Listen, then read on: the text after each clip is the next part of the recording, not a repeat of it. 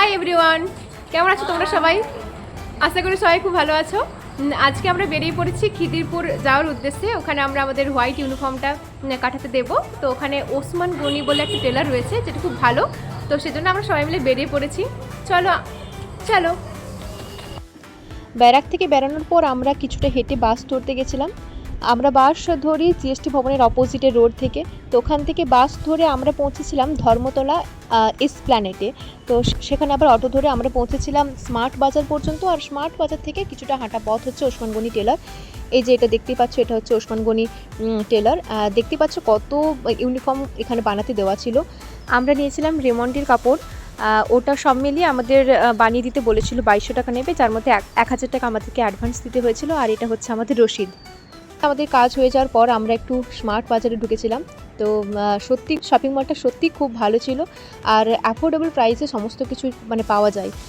বেশ ভালো ছিল। আমরা প্রথমেই গেছিলাম থার্ড ফ্লোরে আমরা হচ্ছে যে প্রথমেই জামা কাপড় দেখছিলাম। তার মধ্যে প্রথমে আমরা দেখছিলাম জিন্স।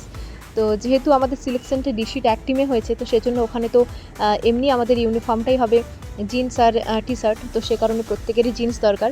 তো আমরা সবাই জিন্স দেখছিলাম।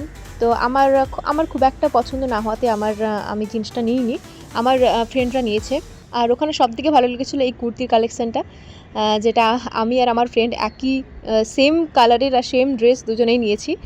সবদিকে অ্যাট্রাকটিভ লেগেছিলো এই শীতের পোশাকগুলো, যেগুলো প্রত্যেকটাই খুব সুন্দর দেখতে ছিল।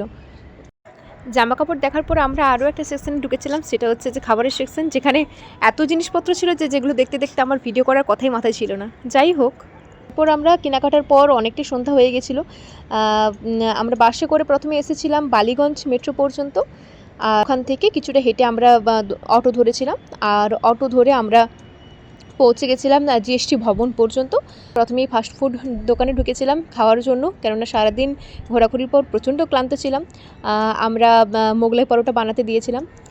আর একদম রুমে গিয়ে ব্যাগ থেকে জিনিসপত্র, যেই জিনিসগুলো কিনেছিলাম সেই জিনিসপত্রগুলো বের করে দিয়ে একদম হাত মুখ ধুয়ে ফ্রেশ হয়ে খাওয়া দাওয়া করে একদম ঘুমিয়ে পড়ি। তো চলো, বাই বাই।